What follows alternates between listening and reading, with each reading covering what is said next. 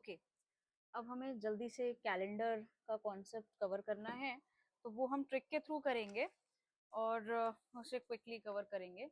पहले कुछ अपना कीवर्ड्स हैं वो लिख लेते हैं, जैसे Sunday, Monday, Tuesday, Wednesday, Thursday और फ्राइडे, सैटरडे। 1 2 3 4 5 6 7, इसके जो कोड्स होते हैं वो ऐसे होते हैं 1 2 3 4 5 6 एंड 0। तो सैटरडे को हमारा 0 होता है।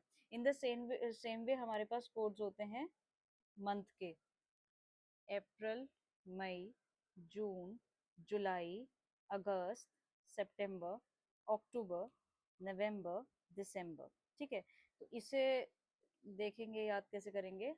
इसमें होता है 144, 025, 036 एंड 146। तो ये 12, ये आप देख रहे हो 12 का है, ये 5 का है, ये 6 का स्क्वायर है। 6 का स्क्वायर होता है ना 36, तो 036 लगा के 146, जैसे लास्ट में 6 है तो ऐसे करेंगे, 3 का 4 हो जाएगा और 1 का 0 हो जाएगा, ऐसे करके याद कर लेंगे। और लास्ट का जो हमारे पास आता है वो है ईयर का। ईयर का हमारे पास आता है 2000 के लिए हमारे पास बनता है 0, 1900 के लिए हमारे पास बनता है फिर से 0, 1800 के लिए हमारे पास बनता है +2 करना है, और 1700 के लिए हमारे पास है +4। ठीक है, ऐसे करके ये चलता है।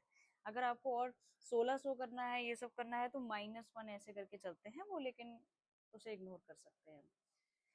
तो हम इतना याद, हमें बस इतना याद रखना है। अब एक और कॉन्सेप्ट होता है लीप ईयर का।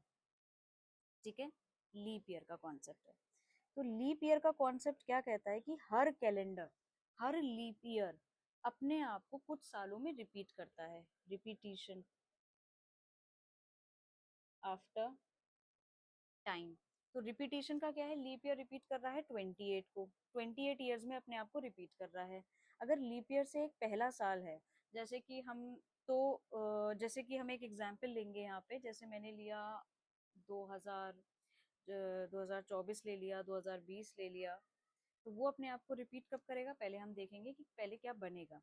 लीप ईयर +1, 2020 में हमारा लीप ईयर था, लेकिन +1 करेंगे 2021 हो जाएगा। तो हमारा ये जो कैलेंडर मैच करेगा वो 2027 का मैच करेगा। अगर लीप ईयर +2 है, ठीक है, लीप ईयर हमारे पास क्या होगा, जो भी हमारा लीप ईयर वो होगा जो भी हमारा 4 से डिवाइड हो जाएगा, जैसे 20 है, 24 है। अगर हमारा एग्जाम्पल हमने लिया 2024, ये मेरा लीप ईयर था, तो लीप ईयर +1, तो ये मेरा हो गया 2025।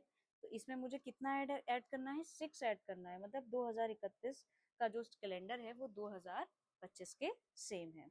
लीप ईयर +2 कितने टाइम में बदलता है, 11 साल में, और लीप ईयर +3 अपने आप को कितने साल में बदलता है, अगेन 11 साल में।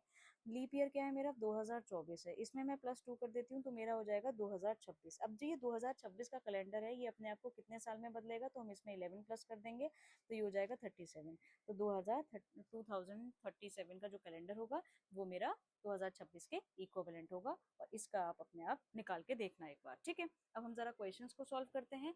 कोई भी अगर आपको क्वेश्चन दे रखा है, कोई पुरानी डेट दे रखी है, हम एक एग्जाम्पल के थ्रू करेंगे। हम लेंगे जलियांवाला बाग।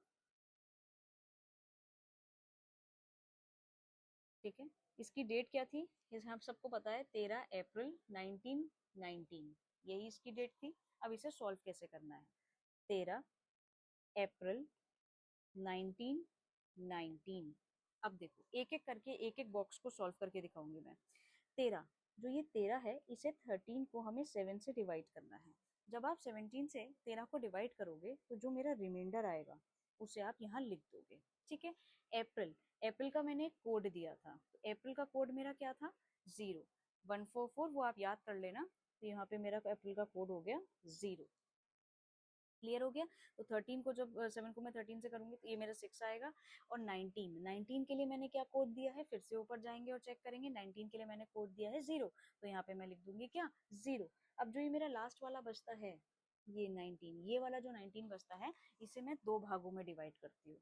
इसे मैं 2 पार्ट्स में अपना डिवाइड कर दूंगी। और कैसे सॉल्व करेंगे, जो पहला है 19, उसे हम 7 से डिवाइड करके रिमाइंडर लेने की कोशिश करेंगे।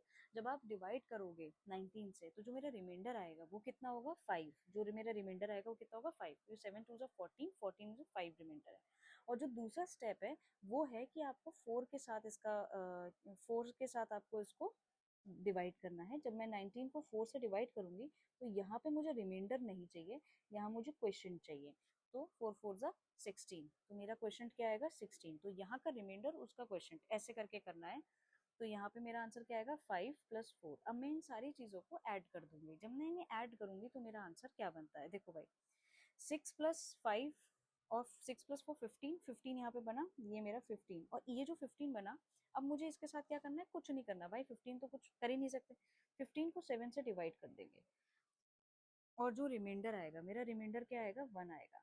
रिमाइंडर क्या आएगा मेरा 1 आएगा। जो जो रिमाइंडर 1 आएगा तो मैं चेक करूंगी कि 1 को क्या है भाई, संडे था, तो 1 मेरा आंसर क्या है, तो इसका मतलब जिस दिन ये हुआ उस दिन क्या था, संडे। एक और एग्जाम्पल के साथ हम समझ सकते हैं, ठीक है। जैसे मैं ले लेती हूँ चौरी चौरा मूवमेंट, 4 फरवरी 1922, ठीक है। आप अपनी बर्थ डेट का निकाल के देख सकते हो, वो ज़्यादा इजी रहेगा।